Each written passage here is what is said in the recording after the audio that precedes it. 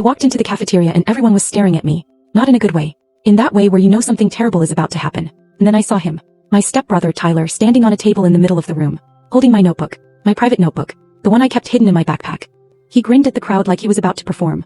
And then he shouted loud enough for everyone to hear, "Look what my stepsister wrote. She actually thinks she'll make the dance team." He started reading my goals out loud. My fears. My hopes. And everyone laughed. Like I was the punchline to a joke I never agreed to tell. My stepbrother treated me like a joke. For months. But he had no idea that life was about to flip the script. Let me tell you how it happened. My name is Chloe. I'm 15.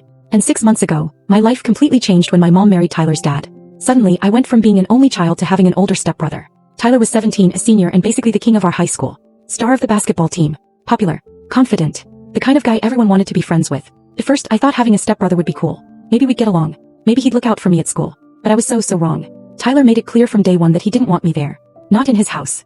Not in his life. And definitely not at his school. He never said it directly. He was too smart for that. He'd say things with a smile in front of our parents so it sounded like harmless teasing. But I knew the truth. He wanted me gone. He'd call me the new addition, like I was a piece of furniture. He'd introduce me to his friends as my dad's wife's kid, instead of his stepsister. He'd make jokes about how I was still figuring out how things work around here. And everyone would laugh. Because Tyler was charming. And I was just the awkward girl trying to fit into a family that already felt complete without me. Our parents didn't see it. They were too busy being happy newlyweds. They'd look at us and say things like, "We're so glad you two are getting along." And Tyler would smile and nod. And I'd smile too.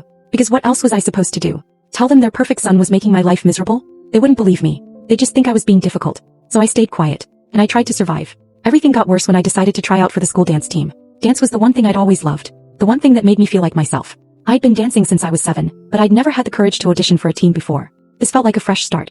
A chance to finally do something that was mine. I didn't tell anyone I was trying out. Not my mom. Not my friends. And definitely not Tyler. I just showed up to auditions one afternoon after school, nervous but excited. The tryouts went better than I expected. I nailed the choreography. The coach even smiled at me after my routine.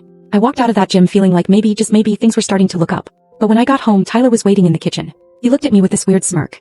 "So I heard you tried out for the dance team." My stomach dropped. "How did you know that?" "One of the guys on the basketball team saw you. Said you were actually pretty decent."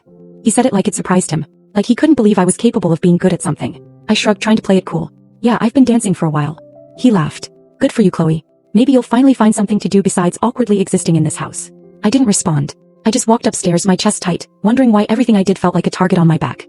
A week later, the dance team roster was posted. I made it. Actually made it. I was so happy I wanted to scream. But when I told my mom and stepdad at dinner, Tyler was the first to speak. "That's great, Chloe," he said with fake enthusiasm. "Maybe now you'll stop being so boring." Everyone laughed. Like it was a joke. Like he was being supportive. But I saw the look in his eyes. He wasn't happy for me.